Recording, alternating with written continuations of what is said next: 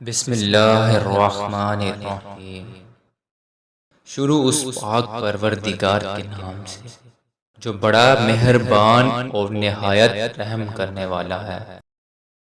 حضرت ابو ہریرہ رضی اللہ عنہ سے روایت ہے کہ آپ صلی اللہ علیہ وآلہ وسلم نے فرمایا، ایک بدکار عورت کو صرف اللہ تعالیٰ نے اس لیے معاف کر دیا کہ اس نے کنویں کے دہانے میں ایک کتے کو ہانپتے ہوئے دیکھا۔